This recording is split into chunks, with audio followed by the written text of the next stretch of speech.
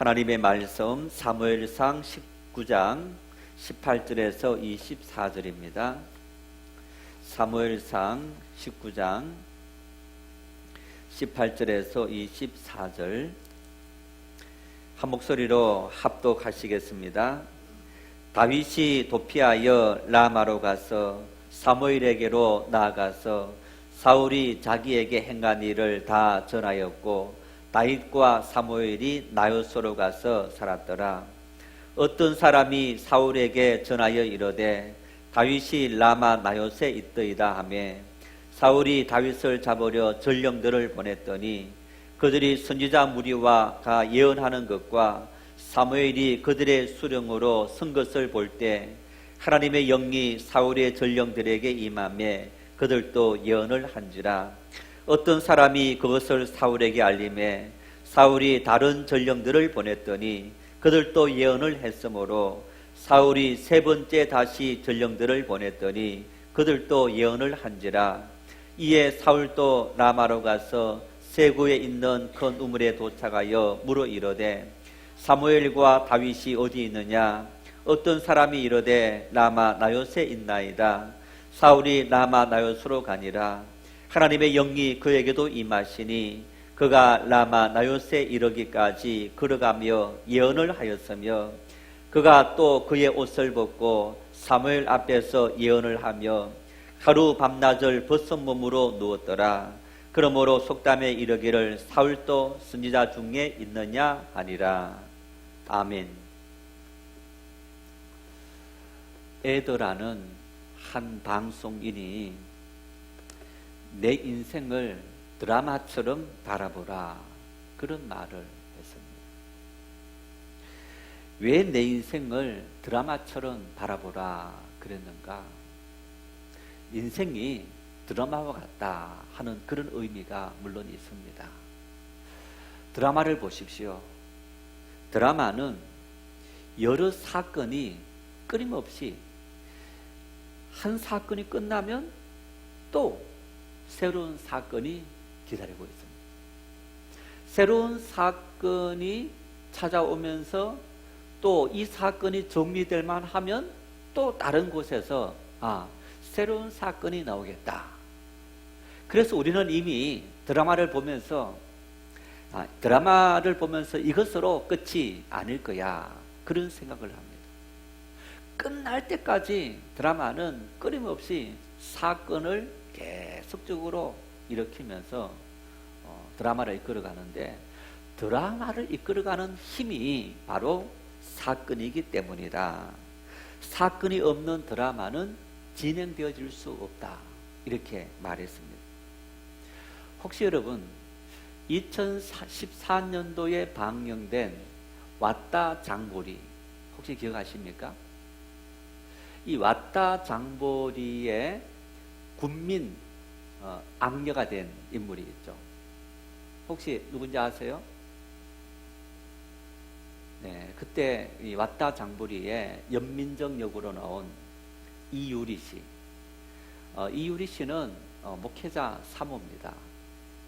이 목회자 사모의 어떤 개념하고 이 왔다 장보리에 등장했던 이유리 씨의 이 모습은 너무너무 상상을 초월하는 그런 모습인데 도리어 메인 주인공보다도 훨씬 더 이 역할을 잘해서 그의 이렇게 연말 되면 연예인들 상을 주지 않습니까? 거기에서 연기 대상을 MBC에서 이유리 씨가 받았습니다. 그 드라마를 우리가 막장 드라마다 그렇게 말합니다. 어떻게 드라마를 만들어도 이렇게 만들 수 있느냐? 이 막장 드라마라는 의미는요, 물론 있을 수 없는 사건들을 계속적으로 일으키는 그런 모습을 우리가 볼 수 있는데, 이제 엄마와 딸 두 사람이 살고 있다가 엄마가 이제 차를 몰고 가다가 버려진 한 아이, 이 아이가 이제 자동차 사고로 아이가 이렇게 길에 있었는데 이 아이를 데려가서 키웠습니다. 나중에 이 아이의 신분이 어느 부잣집 딸이라는 걸 알고 이 연민정이 대신 속이고 그 집의 딸로 들어가는, 그러면서 나중에 본래의 주인공이 이 의식이 하나하나 회복되어지면서 기억을 찾아가는 과정 속에 그걸 숨기기 위해서 하여튼 가진 모든 수단과 방법을 동원하는 이런 모습들, 그 모습을 통해서 국민 악녀다 했는데, 이 드라마는 하여튼 처음부터 끝까지 계속적으로 사건이 끊임없이 나열되는 그런 모습을 볼 수 있습니다. 여러분, 그런데 우리 인생에서 기억에 남는 사건 목록들, 우리 인생도 드라마처럼 끊임없이 계속적인 사건의 나열입니다. 조금 조용할 만하다 보면 또 사건이 등장하고 이런 사건이 연속되어지는 이런 삶을 살아가는데, 우리가 삶을 살아가면서 그렇게 수많은 사건들을 다 기억하고 살아갈 수는 없습니다. 어떤 특별히 우리 머리에 남아있는, 기억에 남아있는 그런 사건들이 있을 겁니다. 이 사건들이 우리의 기억에 남아있다라는 얘기는 이 사건이 내 삶에 영향을 끼치고 있다. 그래서 어떤 사건들은 그것이 우리에게 트라우마가 되어서 그런 일들을 바라보기만 하면 그것이 우리의 삶을 굉장히 스트레스를 일으키고 불안 요인을 만든다든가 이런 걸 우리가 볼 수 있어요. 특히 어렸을 때 그런 경험들은 우리가 살아가는 삶 평생 동안에 굉장히 영향을 끼치는 그런 모습을 우리가 볼 수 있습니다. 여러분, 그런데 이분이 그런 말을 합니다. 이런 우리 인생의 사건들을 자세하게 찾아서 파헤쳐보라. 파헤쳐보면서 그 사건들을 마치 우리가 가만히 앉아서 텔레비전에서 방송되는 드라마를 보는 것처럼 한번 그것을 이렇게 파헤쳐보고 생각해보라. 이렇게 말합니다. 왜? 여러분, 드라마를 보면서 만일 부부가 함께 본다, 아무 말 하지 않고 조용하게 봅니까? 어떻게 합니까? 어떨 때는 막 가슴을 치면서 너무너무 안타깝다. 또 어떨 때는 이럴 때는 저럴 때는 저렇게 해야지. 너무너무 안타까워서. 우리는 드라마 밖에서 이미 지난번에 어떻게 됐는지, 또 드라마 속에는 보면 이렇게 다른 곳에서 업무를 꾸미는 그런 모습들을, 장면을 다 보여줍니다. 보여주기 때문에 지금 저 사람이 속고 있는지, 또 거짓말 하는지 진짜 말하는지 그 모든 것을 다 알고 있는 거예요.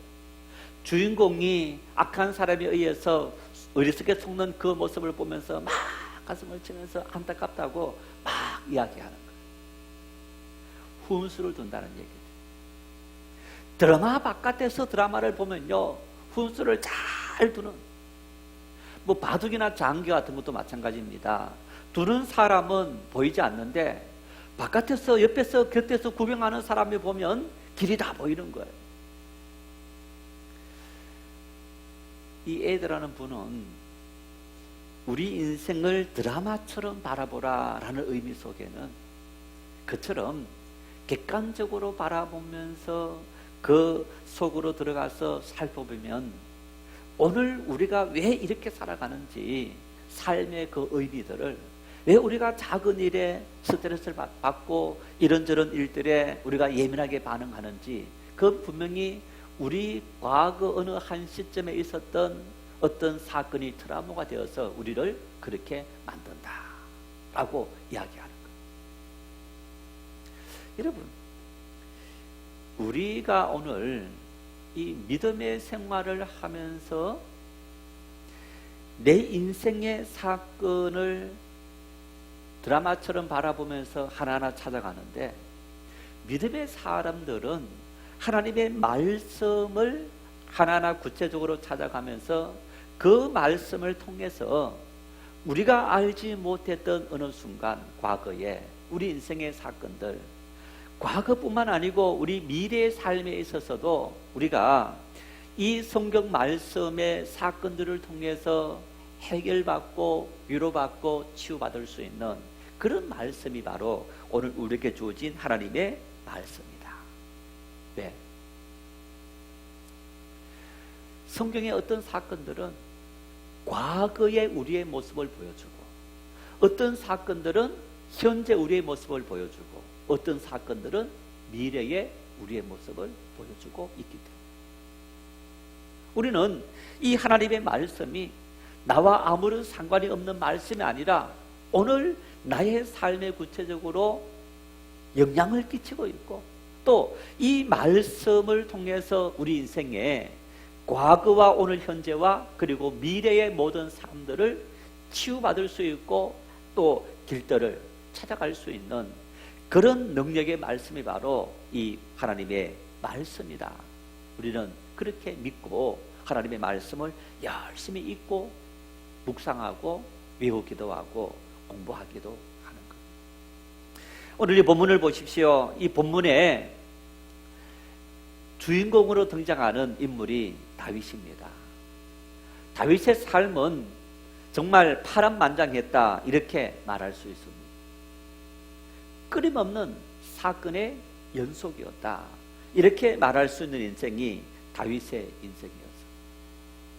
어떨 때는 사람의 힘으로는 도무지 이 난관에서 벗어날 수 없는 그런 사건이 다윗의 삶에 덮쳤던 이런 모습들도 우리가 볼 수 있습니다.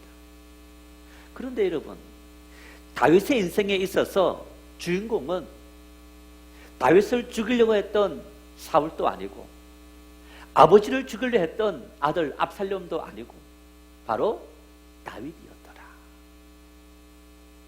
다윗이라는 인생을 만들어 가시고 그리고 감독하시는 하나님께서 다윗을 주인공으로 삼았기 때문에 끊임없는 수많은 사건들 속에서 그 사건들이 어떤 사건들은 감당할 수 없는 그런 인생의 절망이라는 사건들 앞에서도 하나님께서 다윗을 지켜주시고 그와 함께 했더라 하는 것을 우리가 이 말씀을 통해서 확인할 수 있는 것. 사울이 죽인 자는 천천히요 다윗은 만만이로다 라는 여인들의 노래소리를 듣고 사울 왕이 시기와 질투심에 사로잡혔습니다. 그것이 계속되어지면서 악령이 들어와서 그때부터 다윗을 죽이려는 그런 음모를 꾸밉니다. 지난 18장까지 보면 사울은 다윗을 죽이려 할 때 공공연하게 드러내놓고 다윗을 죽이려고 하지 않습니다. 속마음은 숨기고 겉으로는 어떤 다윗을 위하는 척하고 또 다윗을 자기 사위 삼는 어떤 그러한 굉장히 다윗을 높여주는 그러한 모습을 띠면서 실질적으로는 다윗을 죽이려는 마음속에 어떤 나쁜 그러한 모습을 띠고 있었던 것이 바로 사울의 모습인 것을 우리가 볼 수 있습니다. 그런데 이 19장에 넘어오면서 이제 사울의 기조가 완전히 바뀌어집니다. 18장까지는 모르게 뭔가 나는 선한 사람이고 나는 착한 왕이고 훌륭한 왕이야 그런 것을 드러내기 위해서 사람들 모르게 다윗을 죽이려는 음모를 갖고 있었다면 19장부터는 공개적으로 다윗을 죽이려는 그런 생각을 갖고 있는 것을 볼 수 있습니다. 우리 본문 사무엘상 19장 1절 말씀을 같이 읽겠습니다. 사울이 그의 아들 요나단과 그의 모든 신하에게 다윗을 죽이라 말하였더니 사울의 아들 요나단이 다윗을 심히 좋아하므로. 이전까지는 신하들에게 또 아들에게 다윗을 죽이라 그런 명령을 내린 적이 없습니다.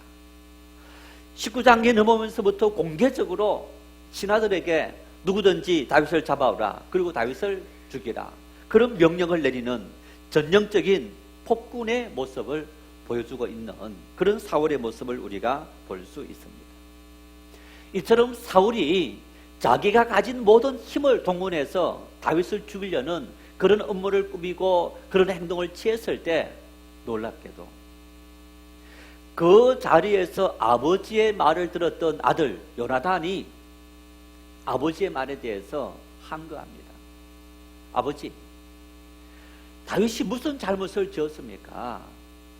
다윗은 아버지를 위해서 수금을 타기도 하고 블레셋 골리앗을 물리치기도 하고 엄청나게 아버지를 위해서 이렇게 선하게 일을 많이 했는데 이런 다윗을 어떻게 죽이려 합니까?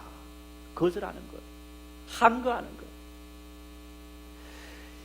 방금 읽은 말씀 요나단이 다윗을 심히 좋아함으로 라는 말씀도 있습니다마는 사무엘상 20장 17절에 이렇게 말씀합니다. 같이 읽겠습니다. 다윗에 대한 요나단의 사랑이 그를 다시 맹세하게 하였으니 이는 자기 생명을 사랑함같이 그를 사랑하였더라. 요나단이 다윗을 향한 사랑이 정말 대단합니다. 해석하시는 분들은 이런 요나단의 사랑은 이성이 서로 어떤 상대방을 사랑하는 그런 사랑보다도 더 지구하다, 그렇게 말합니다. 정말 어떤 이 요나단이 다윗을 사랑한 우정은 자기 생명까지도 내가 다윗을 위해서 내어놓을 수 있다, 그 정도의 엄청난 사랑이었다 하는 것을 볼 수 있습니다. 요나단만 다윗을 사랑한 것이 아닙니다. 사울 왕의 둘째 딸 미갈, 다윗의 아내죠. 사실 정략적인 결혼을 시켰습니다. 그런데 이 미갈도 다윗을 굉장히 사랑했던 그런 모습을 볼 수 있습니다. 그래서 다윗이 요나단이 아버지가 다윗을 죽인다 하는 사실을 다윗에게 가서 알립니다. 지금 아버지가 너를 죽이려 하니 빨리 도망가라, 피신해라. 뿐만 아닙니다. 사울의 딸 미갈도 자기 남편 다윗에게 당신이 지금 도망가야 된다, 살려면. 그래서 도망가는 시간을 벌어주기 위해서 자기 침실에 사람 모습의 어떤 형상을 만들어 놓고 다윗은 지금 도망가게 만들고, 바깥에서 병사들이 쫓아와서 다윗을 빨리 내놓아라 그러면서 요구하는데 절대 내놓을 수 없다 하면서 다윗이 있는 척 했던 그런 이 미갈의 모습을 볼 수 있습니다.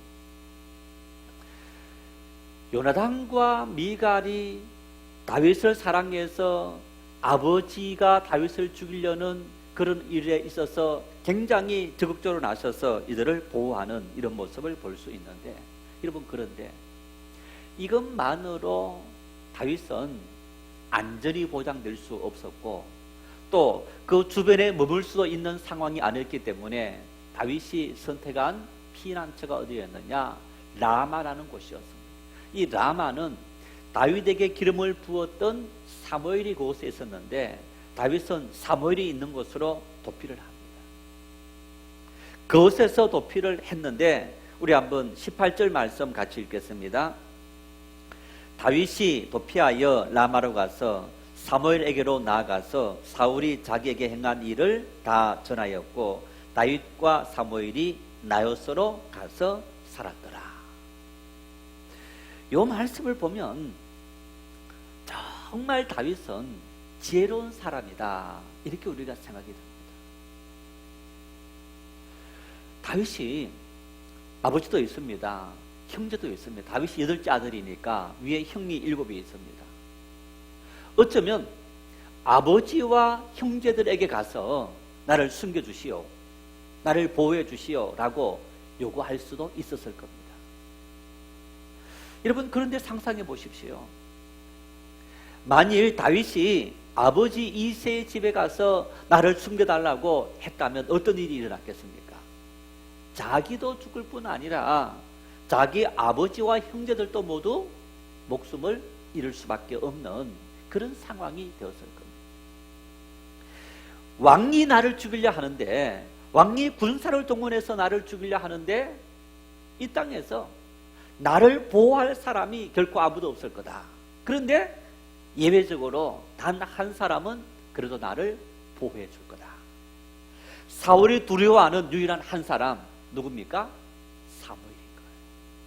그래서 다윗은 사무엘이 있다는 라마로 가서 나요시라는 선지자들의 기숙사다라고 말할 수 있는 라마 나요시에 가서 사무엘과 함께 거하는 이런 모습을 볼 수 있는 겁니다. 여러분, 왜 이러한 일이 일어났습니까? 왜 우리가 이렇게 믿음의 삶을 살고 하나님을 믿는 삶을 살아가는 그런 삶으로 우리 인생이 쭉 이끌어 가는데 하나님께서 우리에게 기름을 부어서 내 믿음의 사람 세우고 내 일꾼 삼았다라고 하는데 하나님께서 나를 기름 부어 세웠다면 삶이 형통해야 될 텐데 왜 이렇게 내 인생에 시련과 역경으로 사건으로 점철되어집니까?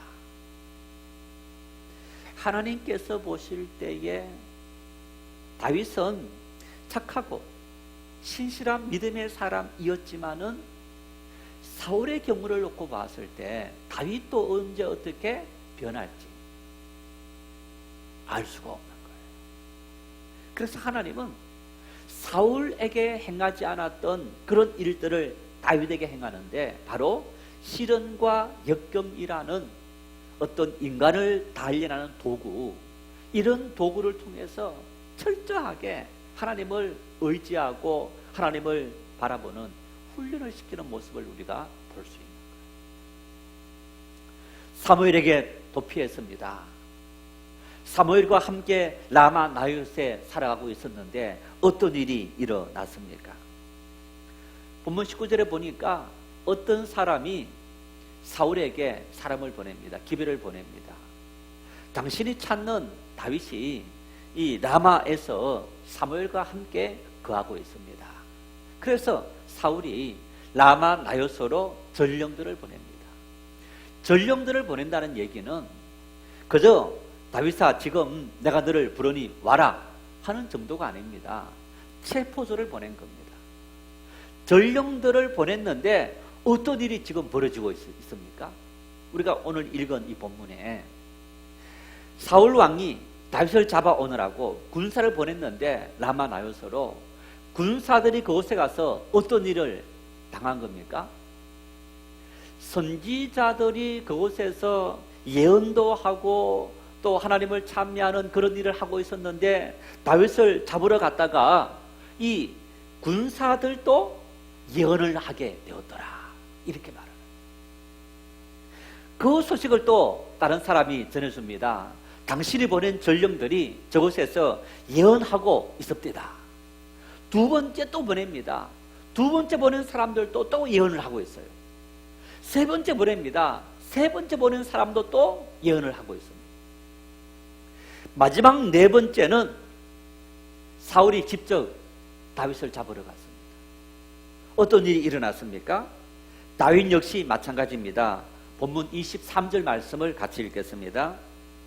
사울이 라마 나요스로 가니라 하나님의 영이 그에게도 임하시니 그가 라마 나요스에 이르기까지 걸어가며 예언을 하였으며. 무슨 일이 벌어진 겁니까? 다윗을 잡으러 갔던 세 부류의 세 번의 전령들과 그리고 마지막에 다윗을 잡으러 올라왔던 사울 왕조차도 다윗을 잡으러 온 현장에서 다윗을 눈앞에 두고 예언을 했더라. 누가 예언을 시킨 겁니까? 하나님의 영이 그들에게 임해서 하나님의 영이 그들에게 임해서 그들이 지금 다윗을 잡으러 왔는지 뭐 예언을 하러 왔는지 알 수 없을 정도로 하나님의 영이 그들을 사로잡아 버렸던 것. 그들이 그곳에 왜 올라왔는지 올라온 의미와 목적을 완전히 잃어버리게 만드는 하나님의 은혜가 그들을 사로잡아 버렸다. 이렇게 말할 수 있는 것. 정말 하나님은 놀라운 방법으로 사울과 그리고 사울이 보낸 군사들의 손에서 다윗을 보호해 주었던 그런 모습을 우리는 볼 수 있는 것. 하나님께서 직접 하나님의 영이 그들에게 임해서 그들로 하여금 내가 왜 이곳에 왔는지 알지 못하도록 하나님의 영에 사로잡혀서, 한마디로 말하면 하나님의 은혜에 사로잡혀서 도무지 제정신 아닌 사람처럼 살아가는, 마치 사람이 술을 많이 마셔서 술 기운에 사로잡혀 있는 것처럼 다른 기운에 사로잡혀서 내가 지금 왜 올라왔는지 모르는 그런 상태가 되어져 버렸더라. 놀랍게도 성경에는 수없이 하나님께서 당신의 사람들을 돌보고 보호하시기 위해서 이런 방법을 사용했던 것을 우리는 볼 수 있습니다. 다윗을 보호하기 위해서 하나님은 사울과 그리고 그가 보낸 전령들에게 하나님의 영이 임해서 그들을 예언하게 만들었던 하나님의 은혜가 그들에게 임하도록 만드셨는데, 하나님은 창세기 이후에 수많은 믿음의 사람들이 하나님 앞에 걸어가는 인생길 속에서 하나님께서 그 상대방을 제어해서 하나님의 백성들을, 하나님의 사람을 보호했던 이런 모습을 우리가 볼 수 있습니다. 야곱이 형을 대신해서 아버지 축복을 가로챈 후에 외삼촌이 있는 하란으로 도망을 갔습니다. 20년 동안 그곳에 살고 있었습니다. 두 아내와 또 두 첩도 얻었습니다. 자녀들도 얻었습니다. 재물도 많이 얻었습니다. 내가 아버지 집에서 빈손으로 와서 20년이 된 동안에 이렇게 많은 재물을 얻었으니 이제 이 모든 재물을 가지고 내가 고향으로 금이 환영하리라. 그 마음을 가지고 외삼촌 집을 떠나서 고향으로 돌아옵니다. 그리고 형에게 먼저 사람을 보냅니다. 형님, 내가 20년 만에 이제 돌아옵니다. 아마 야곱의 의식 속에는 20년이 지났으니, 강산이 두 번 변하는 긴 시간이 지났으니 과거의 그 모든 일들을 형이 이제는 다 잊어버리고 20년 만에 가는 동생이 가니까 설마 동생을 해코지 하겠느냐, 그런 어떤 마음이 있었습니다. 사람을 형에게 보냈는데 형의 반응이 이런 반응입니다. 창세기 32장 6절 말씀 같이 읽겠습니다. 사자들이 야곱에게 돌아와 이르되 우리가 주인의 형 에서에게 이른적 그가 400명을 거느리고 주인을 만나려고 오더이다. 동생을 환영하기 위해서 오는데 사람을 다 끌어모아서 400명이라는 군사를 이끌고 야곱을 맞으러 오는 거예요. 왜 그런 겁니까? 환영하기 위해서 이 에서가 이렇게 했겠습니까? 환영이 아니라 20년 동안 형 에서는 이를 갈고 있었던 겁니다. 은혜를 가로챈 동생은 잊어버리고 있었지만은 은혜를 빼앗긴 형 에서는 20년 동안 이를 갈면서 동생을 기다리고 있었던 겁니다. 그래서 사자들이 와서 그 소식을 알렸지만은 도리어 400명의 군사를 이끌고 동생 야곱을 잡으려고 쫓아온 거예요. 그 소식을 전해들은 다윗이 한마디로 혼미백산한 겁니다. 모든 재물을 두 대로 나누어서 야복강을 건너게 하고 혼자 야복강에 앉았습니다. 하나님 앞에 기도하면서 하나님께서 나에게 축복하지 아니하면 내가 놓지 않겠습니다. 보내지 않겠습니다. 그렇게 기도하고 하나님께서 너가 나를 이겼다. 이제는 야곱이라 하지 말고 이스라엘이라 해라. 여러분, 그리고 사건이 전개되는데 어떻게 사건이 전개되었느냐? 창세기 33장 4절 함께 읽겠습니다. 에서가 달려와서 그를 맞이하여 안고 목을 어금 맞추어 그와 입 맞추고 서로 우니라. 400명의 군사를 이끌고 왔던 형 에서 야곱에 당장 잡아서 좀 그에게 엄청난 해를 가한다든가 그에 가진 모든 것을 다 빼앗는다든가 어떤 그러한 나쁜 생각을 품고 쫓아왔지만은 하나님께서 야곱의 기도를 들으시고 형 에서의 마음을 완전히 180도 바꾸는 거예요. 원수를 갚으려는 그 마음에서 야곱처럼 20년 만에 만난 이 동생에 대한 정말 격렬한 환호, 영접, 이런 모습들로 에서의 마음이 바뀌어지는 것을, 어쩌면 하루아침에 바뀌어지는 거예요. 한밤이 지나면서 바뀌어지는데 어떤 일로 말미암아 형 에서의 마음이 이렇게 바뀌어졌느냐? 하나님께서 야곱을 보호하시기 위해서 형 에서의 마음을 변화시켰더라 하는 것을 우리가 볼 수 있는 거예요. 다니엘서를 통해서 확인할 수 있습니다. 다니엘 6장 22절 말씀 함께 읽겠습니다. 나의 하나님이 이미 그의 천사를 보내어 사자들의 입을 봉하셨으므로 사자들이 나를 상해하지 못하였사오니 이는 나의 무죄함이 그 앞에 명백함이오며 또 왕이여 나의 왕에게도 해를 끼치지 아니하였나이다 하니라. 다른 신하들의 모함에 의해서 다니엘이 왕이 선포한 법령을 어겼습니다. 30일 동안 다른 신에게 경배하고 기도하는 행위를 하는 사람은 사자굴 속에 던져넣읍시다. 나중에 다니엘이 왕의 법령을 어겼습니다. 그 소리를 듣고 다리오 왕이 내가 다른 신하들의 음모에 속아서 너를 이곳에 넣게 되었구나. 그러나 내가 이미 선포한 법령이기 때문에 이 법령을 지킬 수밖에 없다 해서 다니엘을 굶은 사자들이 있는 굴 속에 던져놓은 것. 다음날 아침이 되었습니다. 다리오 왕이 일찍 쫓아왔습니다.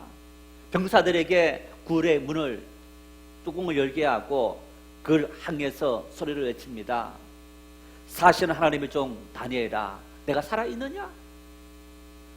그 왕의 소리에 다니엘이 왕이여, 내가 섬기는 하나님께서 이 사자들의 입을 봉하셔서 나를 살리셨습니다. 하나님은 다니엘을 보호하기 위해서 맹렬히 굶은, 정말 엄청나게 굶은 그러한 사자들의 입을 완전히 봉하셔서 감히 다니엘을 먹지 못하도록, 상하지 못하도록 하나님께서 다니엘을 지키셨더라. 성도 여러분, 사울과 걸렛 전령들에게 예언을 하게 함으로 다윗을 보호하셨던 하나님, 야곱의 기도를 들으시고 에서의 마음을 변화시켜서 도리어 야곱을 환영하게 만들었던 하나님, 하나님의 종 다니엘을 보호하기 위해서 굶주린 사자들의 입을 봉하셨던 하나님, 아브라함을 보호하시기 위해서 하나님께서 애굽의 바로 왕에게 두려움을 심어주면서 너가 지금 데려온 여인이 누군지 아느냐 경고하셨고, 그래서 도리어 예물과 함께 사라를 돌려보내도록 만드셨던 하나님, 하나님은 성경 곳곳마다 당신의 백성을 보호하기 위해서 당신의 적들에 향해서 백성들을 죽이려고 업무를 가하는 수많은 사람들의 어떤 그 행동에 제약을 가하시면서 당신의 백성을, 당신의 사람을 보호하셨던 그런 하나님의 모습을 우리는 이 말씀을 통해서 확인할 수 있는 것. 우리가 어떻게 하면 이렇게 성경을 통해서 수많은 믿음의 사람들을 보호하셨던 하나님의 보호, 오늘 우리가 살아가는 수많은 사건이 끊임없이 다가오고 중첩되어지는 현실 속에 어떤 사건들은 우리 힘으로 도무지 감당할 수 없는 그런 사건들이 찾아와서 우리를 송두리째 넘어뜨리려는, 무너뜨리려는 이러한 위협이 도사리고 있는 이 세상 속에서 우리가 승리하며 이기며 살아갈 수 있을까? 이스라엘 백성들이 광야에서 12명의 정탐꾼을 40일 동안 가나안 땅에 보냅니다. 정탐꾼들이 가나안 땅을 정탐하고 돌아와서 10명이 보고합니다. 그들이 갖고 온 포도송이, 무화과 이런 걸 통해서 보라, 이 포도송이가 이렇게 크고 무화과가 크다. 그 땅의 사람들은 장대한 사람들이고 성도 높고 우리가 도무지 이길 수 없다. 부정적인 보고를 합니다. 그 보고를 듣고 백성들이 온 밤을 지새우면서 부르짖고 통곡하며 우리를 이곳에서 죽이려고 이 험한 광야길을 인도하셨느냐 하나님을 원망합니다. 그때 여호수아와 갈렙 두 사람이 나서서 백성들에게 이렇게 말합니다. 민수기 14장 9절 말씀을 같이 읽겠습니다. 다만 여호와를 거역하지 말라. 또 그 땅 백성을 두려워하지 말라. 그들은 우리의 먹이라. 그들의 보호자는 그들에게서 떠났고 여호와는 우리와 함께 하시느니라. 그들을 두려워하지 말라 하나. 여러분, 여호수아와 갈렙 이 두 사람의 말을 통해서 그들의 보호자는 그들에게서 떠났고 우리를 보호하시는 우리 하나님은 오늘 우리와 함께 하시느니라. 우리가 함께 하시는 하나님을 의지하고 믿음으로 달려가면 함께 하시는 그 하나님은 우리를 위해서 그들의 입을 봉하시고 그들의 손을 막으시고 그들의 발걸음을 막으셔서 우리를 능히 그들을 취하고 그들을 얻을 수 있는 길을 하나님께서 우리에게 열어주실 거다. 문제는 나와 그들 사이에 어떤 세상적인 능력이라든가 조건이라든가 이런 것에 있는 것이 아니고 전능하신 하나님께서 우리와 함께 하느냐, 이게 문제라는 거예요. 하나님께서 나와 함께 하신다면 함께 하시는 그 하나님은 우리를 돌보시고 보호하셔서 모든 적들에게서 우리를 지켜주시는 전능하신 하나님 아버지란다. 우리는 그 함께 하시는 하나님을 의지하고 믿음으로 달려가야 한다라고 이야기하고 있습니다. 다윗이 고백합니다. 수많은 인생의 절망들, 인생의 많은 사건의 연속 속에서 다윗만큼 파란만장했던 사람이 없었다라고 말했던 것처럼 이런 삶을 살았던 다윗이 어떻게 고백하느냐? 시편 145편 20절에 다윗이 이렇게 고백합니다. 함께 읽겠습니다. 여호와께서 자기를 사랑하는 자들은 다 보호하시고 악인들은 다 멸하시리로다. 할렐루야. 하나님은, 전능하신 우리 하나님은 자기를 사랑하는 사람, 하나님을 사랑하고 의지하는 사람, 하나님을 신뢰하는 믿음의 사람들은 다 보호하시고, 오늘 우리 인생에 삶의 절망이 찾아왔느냐, 이것이 문제가 아니고 이 절망 속에 하나님의 백성들이 하나님을 정말 제대로 의지하고 믿음으로 살아가느냐, 이게 문제라는 겁니다.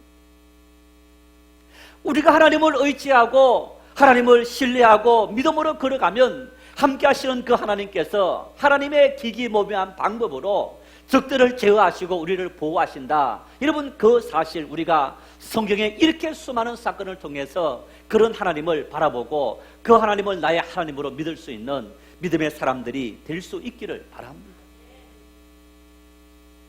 그 하나님이 우리를 위해서 어떤 일을 행하셨느냐? 하나님의 독생자 예수 그리스도를 우리를 살리기 위해서, 우리에게 은혜를 주시기 위해서, 우리를 구원하시기 위해서, 생명을 주시기 위해서 십자가 못 박혀 죽게 하시고 그리고 부활케 하심으로 영원한 생명을 주셨습니다. 당신의 독생자 예수님까지 주신 하나님께서 무엇을 아끼겠느냐? 너희가 나를 신뢰하고 나를 의지하고 나를 너희의 보호자로 삼는다면 내가 친히 너희를 보호하고 너 인생을 인도해 주겠다. 하나님은 우리에게 이 수많은 성경의 사건을 통해서 우리에게 약속해 주고 있고 분명하게 보여주고 있는 겁니다. 오늘 이 성만찬에 함께 참여하면서 예수님의 살인 떡을 먹고 예수님의 피인 포도주를 우리가 함께 마시면서 우리 믿음의 고백을 할 수 있기를 바랍니다. 주님은 나의 보호자이십니다. 주님은 나의 구원자이십니다. 내가 오직 주님만을 바라보고 의지하며 살겠습니다. 그 믿음의 고백을 온전히 할 수 있는 그런 믿음의 사람이 되어서 다윗처럼 하나님의 보호하심을 풍성히 누릴 수 있는 그런 믿음의 축복이 우리 모두에게 임할 수 있기를 바랍니다.